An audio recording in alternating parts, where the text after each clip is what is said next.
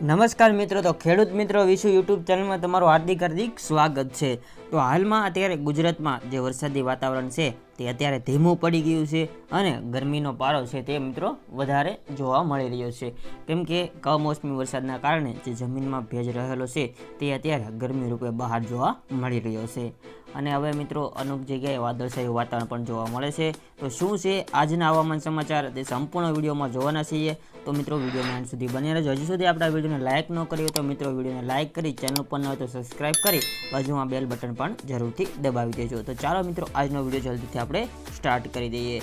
તો અત્યારે આપણે હાલમાં જોઈ રહ્યા છીએ પવનની દિશા છે કે કઈ કઈ જિલ્લામાં કેવો કેવો પવન રહેવાનો છે, તમે મિત્રો નોટિસ કરી શકો છો।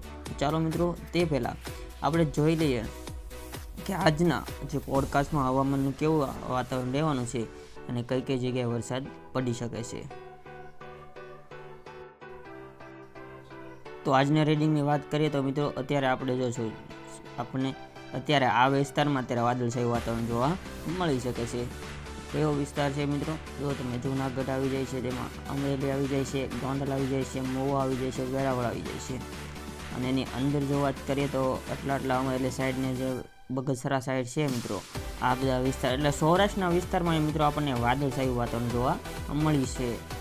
થોડુંક આગળ વધારીએ તો વાદળછાયું વાતાવરણ ક્યાં સુધી રહેવાનું છે તો એ મિત્રો ત્યારે આપણે આગળ જોઈ શકો છો તમે, એ જે આપણા ગુજરાતમાં ઘણા વિસ્તારમાં વાદળછાયું વાતાવરણ જોવા મળી શકે છે। આ પાછો મોસ્ટ ઓફ સૌરાષ્ટ્રના ભાગમાં જે સાયક્લોનિક સિસ્ટમ છે ને એ અસર કરી રહી છે, એટલે સૌરાષ્ટ્રના ભાગમાં જે મિત્રો જે છે એ વાતાવરણમાં પલટો હાલમાં જોવા મળી રહ્યો છે। તમે જોઈ શકો છો આ જે વાદળા છે પાછા એ આપણે આ જામનગર સાઈડ, દ્વારકા સાઈડ અહીંયા નીકળી જાય છે અને અહીંયા ભાવનગરમાં પાછું પણ જોવા મળી રહ્યા છે। તો આવી રીતના વાદળછાયું વાતાવરણ અનેકો જગ્યાએ જોવા મળી રહ્યું છે। આ વચ્ચે હવામાન વિભાગનું શું કહેવું છે તો ગુજરાત પર સાયક્લોનિક સર્ક્યુલેશન સક્રિય ગાજવી સાથે ત્રાટકી શકે છે વરસાદ, એવો મિત્રો અત્યારે જે આપણે છે તે હવામાન વિભાગ દ્વારા આગાહી આપવામાં આવેલી છે। હવામાન વિભાગની આગાહી અનુસાર રાજ્યના વિવિધ વિસ્તારોમાં કમોસમી વરસાદ જોવા મળે છે। હવામાન વિભાગે આગામી 5 દિવસ વરસાદની આગાહી કરી છે, જે અંતર્ગત દક્ષિણ ગુજરાત, ઉત્તર પૂર્વીય ગુજરાતમાં વરસાદની આગાહી કરવામાં આવી રહી છે। તો સૌરાષ્ટ્ર અને કચ્છના ભાગોમાં છૂટાછવાયા સ્થળો પર વરસાદ થવાની શક્યતાઓ રહેલી છે। આ વરસાદ જે છે તે મિત્રો 5 દિવસ વરસી શકે છે।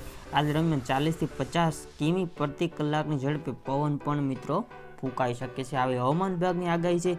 જ્યારે હવામાન શાસ્ત્રી આંબાલાલ પટેલ શું કહે છે તેના ઉપર પણ આપણે એક નજર નાખી લઈએ તો હવામાન પટેલ આંબાલાલ છે તે મિત્રો કહે છે કે 17 મે બાદ આકરી ગરમી પડી શકે છે।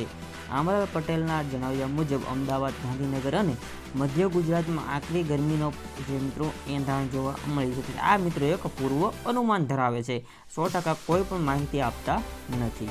તાપમાન 44 ડિગ્રી સુધી પહોંચી શકે છે તેવી તેણે આગાહી કરી છે। ગરમીનો નવો રાઉન્ડ પૂર્ણ થતાં ગુજરાતમાં ફરી કમોસમી વરસાદ પડી શકે છે। આંબાલાલ જણાવ્યું પ્રમાણે 25 મે બાદ બંગાળના ઉપસાગર અને અરબી સમુદ્રમાં ચક્રવાત સર્જાવાના કારણે ગુજરાતમાં વરસાદની શક્યતા છે। ગુજરાતના કેટલાક વિસ્તારોમાં આંધી વંટોળ સાથે વરસાદ પણ વરસી શકે છે। તો સૌરાષ્ટ્રમાં પણ ગાજવીજ સાથે વરસાદ ત્રાટકી શકે છે તેવી આંબાલાલ પટેલની આગાહી એને દ્વારા કરવામાં આવેલી છે।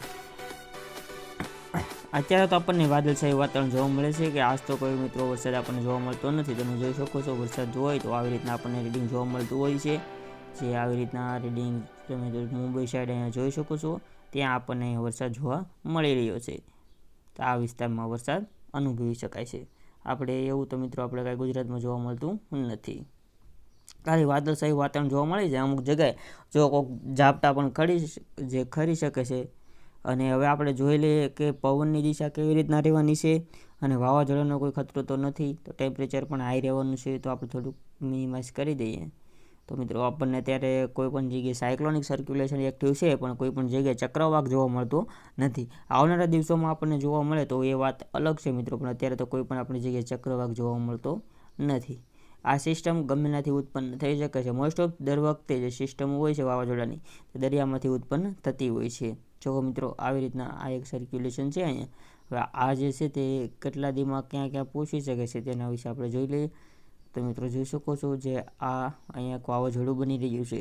હવે આ વાવાઝોડું જો અહીંયા ડાયરેક્ટ ગુજરાત તરફ અહીંથી આમ આવી જાય તો આવી પણ શકે છે, કેમ કે વાવાઝોડાની દિશા કઈ બાજુ જાય છે તે કોઈ કહી શકતું નથી.